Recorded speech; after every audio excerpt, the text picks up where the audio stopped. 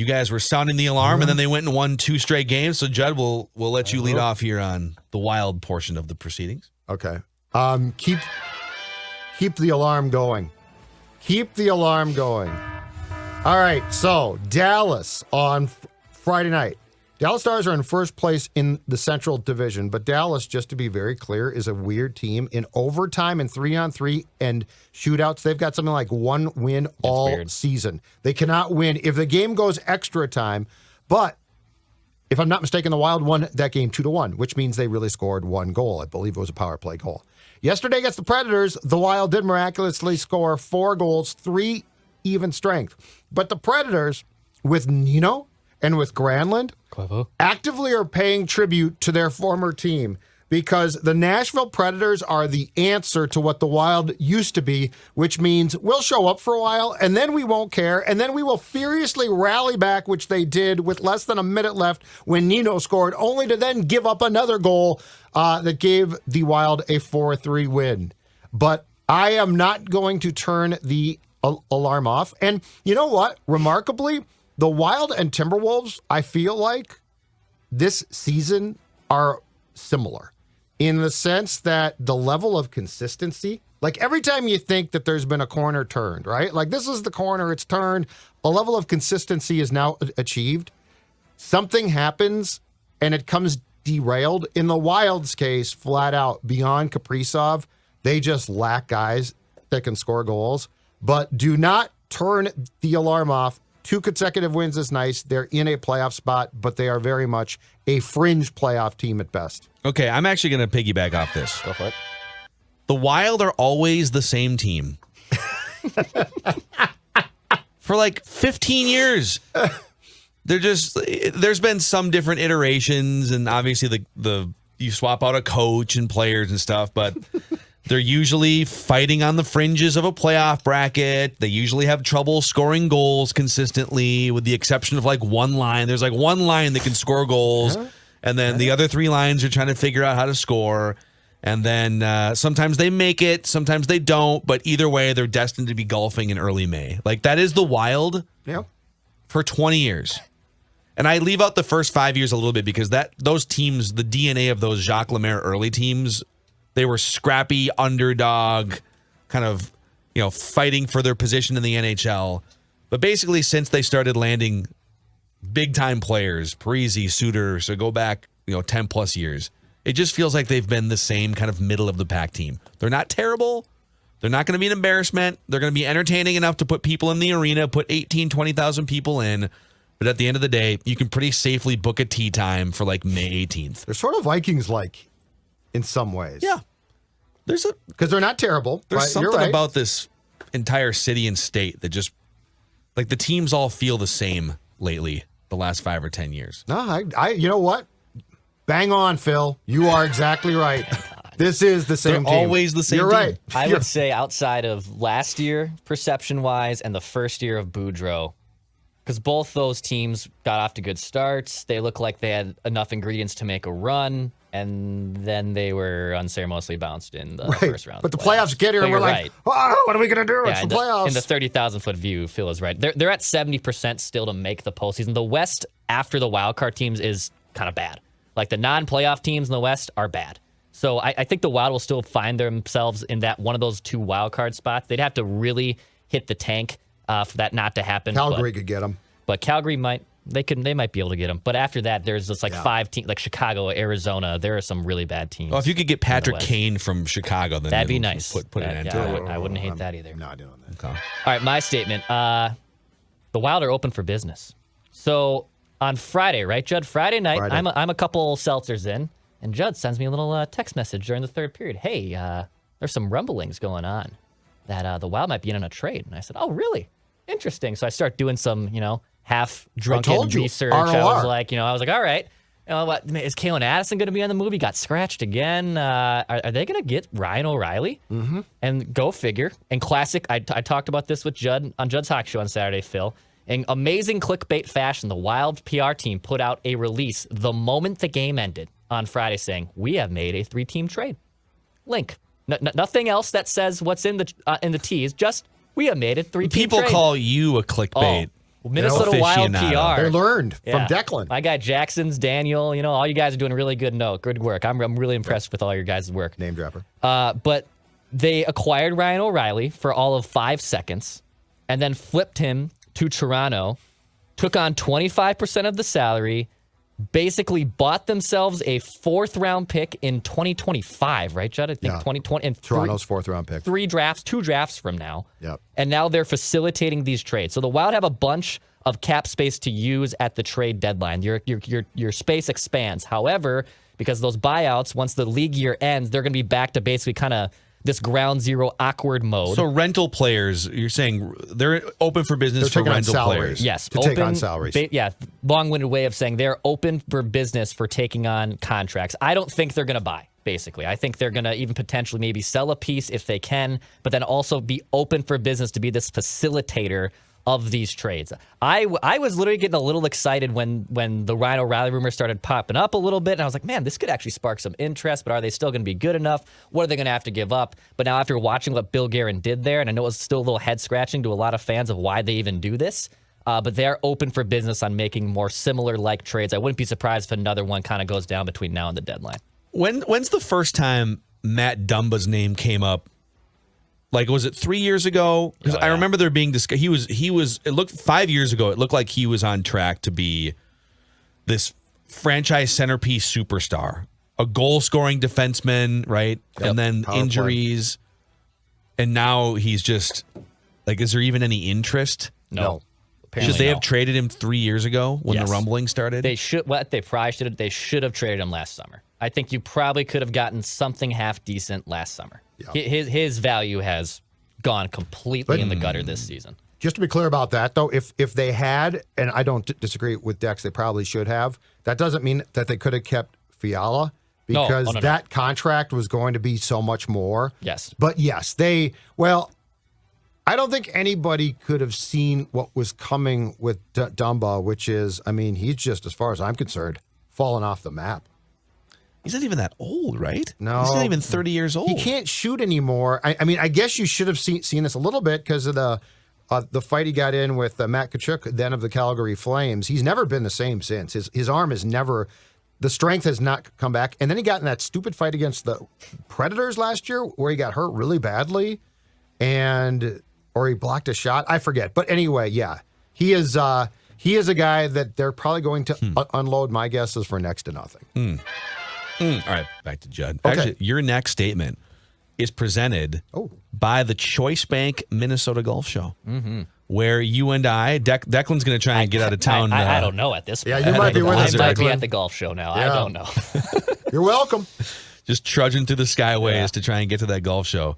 Bad mood. But Judd, you and I are going to hang out. We're calling it on both Friday and Saturday a Purple Daily Town Hall Q&A. We just want, if you're a listener of Mackey and Judd or Purple Daily, we're going to talk Vikings at the Minnesota Golf Show inside Hall B of the Minneapolis Convention Center, Friday at 2 o'clock, Saturday at 2 o'clock. We're going to hang out, take your questions. We'll record it for podcast, drink a couple adult beverages, come hang out. Tickets ordinarily are $12, but you can use the promo code PURPLE to get into the Minnesota Golf Show for $8, minnesotagolfshow.com. And those tickets include I think it's 14 rounds of free golf. Oh, yeah. A bunch of other just great experiences and perks as well. So come hang out with us. Let us know. Tweet at us, at Phil Mackey, at Jay Zolgad, if you do plan on coming. Yep. And, we'll come and talk some Vikings and maybe put a 9-iron in Judd's hands and see what happens. Oh, a lot of bad stuff. I got a brand new driver in the mail on Saturday, and I was at my buddy's house where it got shipped to. He works right by a golf course. And speaking of being a couple seltzers in, I popped a couple of those balls into the backyard, and I am very excited to golf. I might just bring the club to the golf show if I end up going. Oh, that'll be You know, good. I had an experience. So I went to, before we made the trek from Seattle to Minneapolis, I went to, it's called the Inner Bay Golf Center, just down the street where you can, it's like a Top Golf, but not really, where you can aim at things. There's TrackMans in every station. You can drink seltzers, beers, whatever you want to. And Dex, you and I have talked about this. I tried to fix my swing 3 years ago. I wanted to get more leg in my golf swing to just become a better player. And I wound up not practicing enough But I like moved away from my old swing, but didn't get the feel for my new swing, and then I just got caught. Oh no! With the shanks. Oh no! So I'd go and I'd try to straighten it out, go get a lesson, but like you have to devote yourself if you're going to change your swing. Yeah.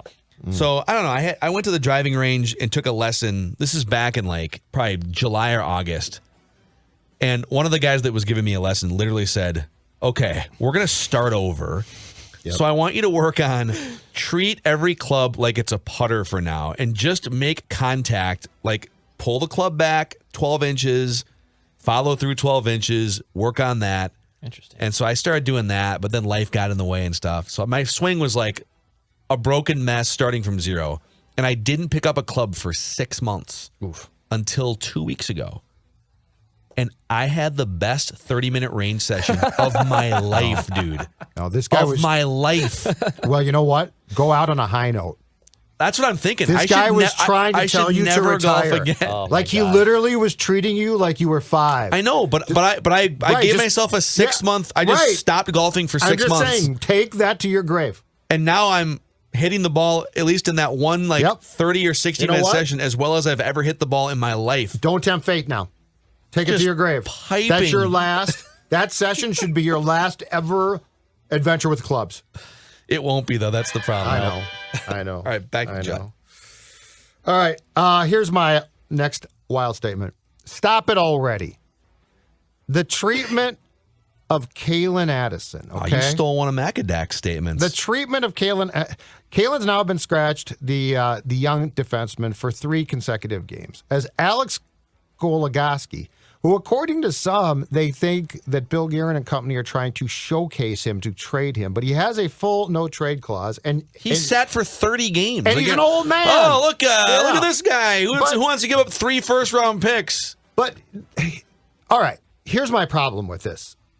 The Minnesota Wild is not good enough. They're not in a position where it makes sense to literally bench a young player because that's one guy who you're like, well, you're not playing well enough. First of all, he's a power play specialist. He's good at that. Second of all, yes, he's not great.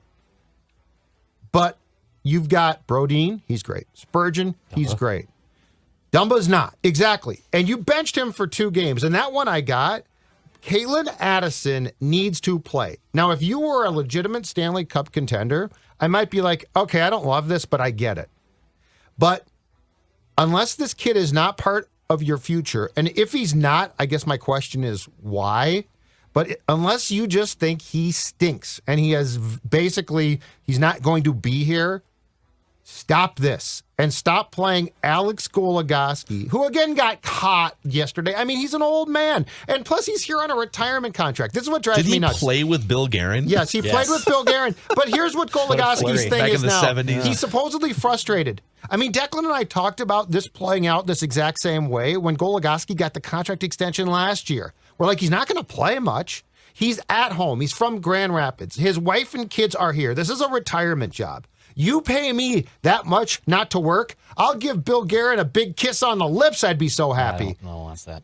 I don't need to see this guy playing because Dean Evison loves guys that work hard. I think what's fun, Put this kid back in. I get the defensive side of it. Like, that is your primary job. So, not to like exonerate him, but this was going to be one of my I'm glad you jumped in with this. A guy like Kalen Addison, according to the hockey expert on the show, Phil Mackey, should never be benched for a 37-year-old who's been sitting for 30 days.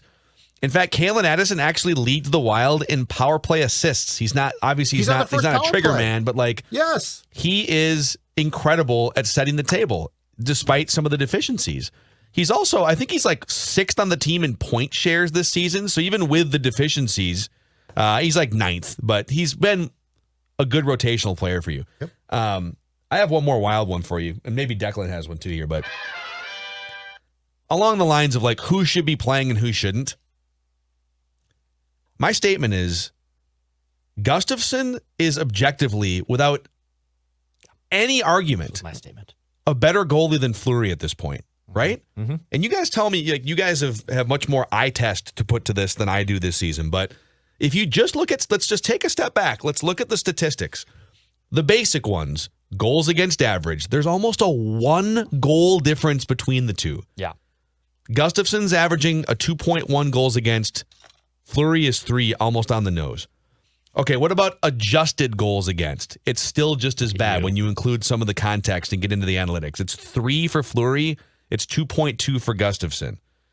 So I get that you're not just going to, just based on dynamics and everything, you're not just going to run him out there for every single game. But am I missing something here? I mean, he is objectively your best goalie, right? No, yeah, he is. All aboard the Gus bus.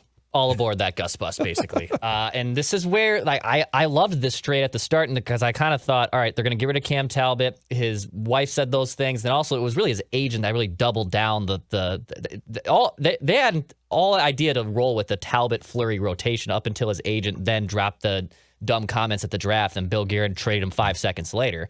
But Gustafson was acquired here to basically be the backup, not just a 1B, a backup to Marc-Andre Fleury, who's hockey royalty. And Gustafson, who's making chump change. I think he's making basically close to league minimum salary. Which is great. Yeah, because overspending for goaltending in the NHL is crippling on a hard salary cap, which the league has. So Jesper Wallstedt is in Iowa, and he looks like he's going to be the future goalie for years to come for Wild fans, which will make life a lot easier. They're just bridging this gap until Jesper Wallstedt is here. And if Philip Gustafson, continues to play very well, great problems to have, right? You could have 2 1A goalies. I don't see Gustafson all of a sudden being like this Vezina candidate, which he has been playing up to that level, but I don't think he's going to be one of the 5-10 best goaltenders in the league, which his stats have suggested he has been over the last few months.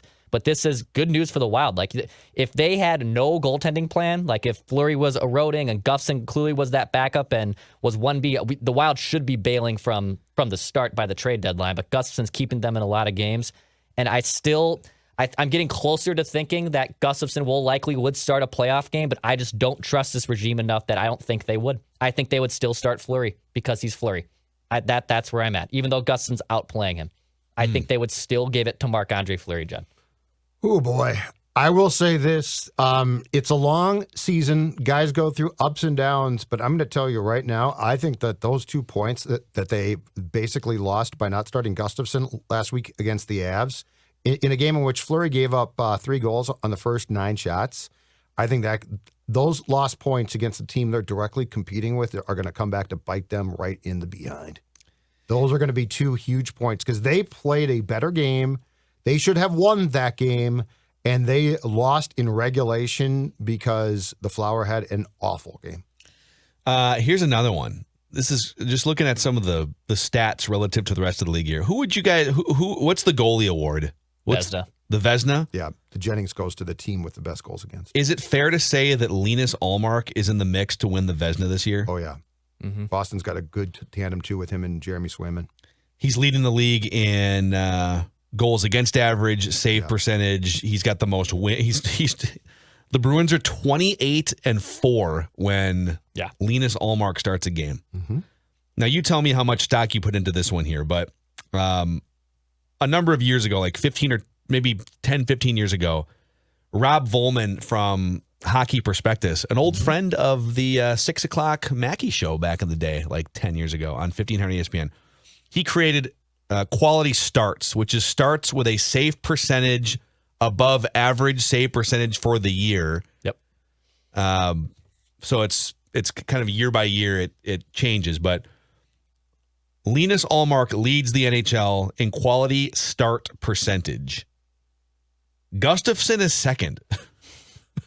Interesting. In the entire league, behind only the guy that might be the best goalie in the NHL right now. Right. So I'm not saying he's on that level, but it's just really interesting how this whole thing has kind of flipped in the last 5 months. Yeah, and with the way that the schedule is now, which is actually a pretty good schedule of games like throughout the course of this homestand, where it feels like they're playing every other day now, it's not hard to stick with one guy. Mm-hmm. Like they play again tomorrow night. So it's not like, oh my God, back-to-back games. Yeah. So I don't think Fleury should start again until you absolutely have to. Yeah. Because these games are too important. And again, that Colorado, that's a huge loss. Interesting. All right, any other wild takes from you guys here? Judd's Hockey Show, you can find more where that came from. Oh, I got one for you. The Wild, the best center in Wild history was traded. Ryan O'Reilly spent 15 seconds here, and I'm going to tell you right now, all due respect to Mikko Koivu and that number 9 that mistakenly hangs from the rafters at the X. Ryan O'Reilly is the best player to ever grace the Wild roster. And before you tell me he didn't, Marcus Foligno had to be transitioned to the long-term IR to clear cap space for O'Reilly's contract to go on the Wild's book. So he was a member of the franchise and is a 25% one now and is the best center in franchise history. Wow. What's his number? Number 80? According to Google Images, number 90. 90. 90? Yes, he wears 90. Do the Wild have a number 90? No. I think you got to retire his jersey. Throw it up in the rafters, Put baby. it right up there. Why not? Best Wild He was here center for 12 minutes. ever. 12 seconds. I don't care. He was on the roster. That's they had to hilarious. clear room for him. Yep. ROR. All right, you guys can find plenty of. When's the deadline? This week? March 3rd. March We got a 3rd. couple So you weeks. got less than 2 weeks, week and a half. Dex will be back in time. I hope. Okay. Plenty of Wild speculation over on Judd's hockey show. Also, so Kyle is on vacation during the NBA All-Star week here, but we might mix in just kind of a bonus episode of Flagrant Howls this week. We got you covered with those two. And then Purple Daily. Don't forget to check out Purple Daily for off-season Viking speculation as well. See you guys tomorrow on Mackey and Judd.